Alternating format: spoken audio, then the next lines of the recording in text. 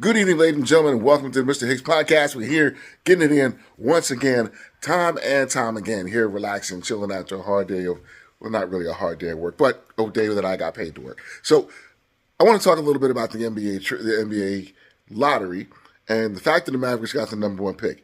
Good things and bad things, of course, but here's the thing. Now that you've got Anthony Davis and you've got Kyrie Irving, and now you've got the number one pick, which most likely is going to be Cooper Flagg.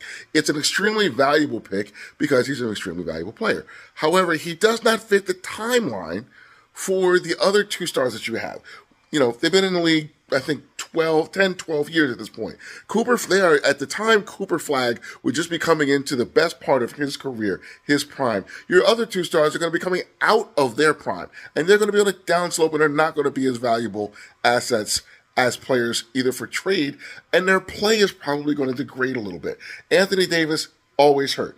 Kyrie Irving is starting to get older, and he's starting to see those things, that damage with AD is, it actually stands for always damaged, not Anthony Davis.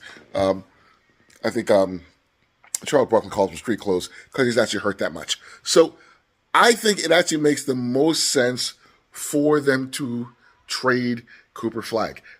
Try to get Giannis. I think that's the best thing you could do. He's in his prime. He's on the timeline with those two players. Now, of course, Nico, the GM, is going to look terrible because he's going to be like, I traded Luka, and then I traded the number one pick that turned into Cooper Flagg. But if you win the championship because he's able to bring in Giannis for that pick, and I think that's a viable pick, that's absolutely a viable trade.